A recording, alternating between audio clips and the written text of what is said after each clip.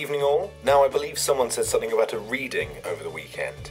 My apologies, I didn't manage to get it done. However, I thought I'd make it up to you tonight by getting it done tonight. So, I'm going to read a short section from the brand new book, title to be released. And I think you're going to like it. It's pretty dark, but it gives you a good idea of what I'm doing with the novel and where I'm headed with it. It's also worth pointing out that this is my first reading. Now, I've done readings in person at events before, but never on YouTube to a global audience. So for those of you who might not have had the chance to come over to the UK or call me in person, here we are. And I'll be doing plenty more of these as the weeks go on, and the more I write, the more I'll probably read. I might even do some readings of the old Eminesco books as well. I say old, as if I wrote them 10 years ago. But either way, I will be doing some more readings of more stuff in general, because I think it's important. And I like doing them. So here we go. Merian felt a shudder as the ship's innards clanked and clattered. He could imagine rusty cogs whirring and old cables shimmying from side to side, a strange dance of elderly machinery. He craned his head to look toward the bow. The paddle on the left-hand side, or the starboard as the sailors stubbornly called it, began to stutter and slow, while the paddle on the right-hand side, the port side, thrashed the water viciously with its flat iron teeth. Inch by inch, he felt the Tamarassi turn like a lackadaisical riverboat. Merian, his head full of stories and headlines concerning the ill-fated matrimony between ships and ice on the high seas, half wondered if he was about to meet his watery grave. He was pondering this right up to the moment where a loud gasp fluttered across the deck, cold breath drawn sharply into 100 or so mouths.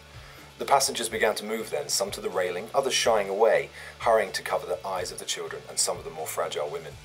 The crowd split right down the middle, and Merian found himself sliding inexorably to the railing with the braver half, gaze transfixed by the ethereal mass drifting out of the sea fog. Now, an iceberg on its own would have been impressive. After all, Merian had never seen one, not even in the books of nature and science that were rife in Harkashir's towering libraries. This wasn't to impugn the quality of his books, no, it was because Tonmerian Hark hated the published word. He thought of books as loathsome creatures, full of dust and the moaning of windbags and scholars, or the fanciful dreamings of those who clearly far too much time on their hands. It was a pity, really, for if Merian had ever dared to thumb his way through the Encyclopedian Victorious, perhaps, he might have come across a small section entitled Capital Punishment, and learned all about the strange practices of the natives belonging to the wild northern ice. But instead, he found himself staring goggle-eyed at the bloody crown that graced the peak of the huge, jagged iceberg. Rin, he breathed. Maybe it was that blasted port. Are my eyes broken? No more than mine if that's the case, Rin hissed in return. By the roots, he said, and then swore in his own tongue. The old woman was still nearby. She broke off from staring so she could seize the young Hark by the shoulder and drag him closer to the railing, where the arms and shoulders and swaddled bodies didn't impair his grisly view. There, young'un, take it all in. You don't see this every day, no sir. Merian didn't even know what this was, only that it was making him feel sick again, terribly sick.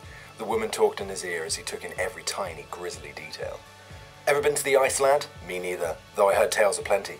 Endless ice, they say, far as the eye can barely understand. Not dead, though, not at all. Full of bears and yak and foxes. People, too. Nomads from the mountains. They say a nomad is the only thing in this world that ice can't hold down. But they're vicious folk, as you can see, lad, more animal than man. The woman waved her arm at the top of the ice as it drifted slowly past the ship, as if her jaw had become tired of flapping, and her body needed something else to flap while it rested momentarily. A moment filled with the whispers and the slapping of the sea passed. Merian took it all in. Atop the fat shard of dirty white ice, there sat a crown of jagged wire and slumped bodies, half frozen to the ice at their backs, half burnt by the endless tormenting northern sun at their fronts. 6 men stood with their hands bound and their legs slashed at the calves. Merian held a hand to his mouth as he thought of how much blood must have pumped when the men were sentenced to their exile. How they must have screamed. They were far from screaming now. What hadn't been picked at by the gulls and petrels now lay yawning at the murky air around them. What did these men do? Merian asked in a hollow voice, whilst trying to hold back the crashing wave of nausea surging up his throat. Who can tell? They don't look nomad, not in the slightest. Soldiers by the look of their black fingers. Powder will do that to you at will, should you play with it long enough.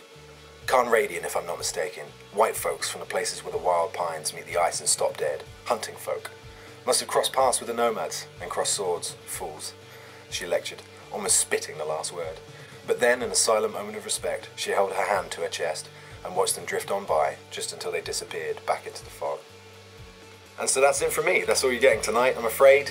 Don't forget to tell me what you thought on Twitter, @Bengali, or on Facebook, /Bengali author. I'm really keen to find out what you think. And like I said, I'll be doing more of these over the coming weeks, so stay tuned to the YouTube, stay tuned to www.bengali.com, and don't forget to tell your friends. See you soon. Bye.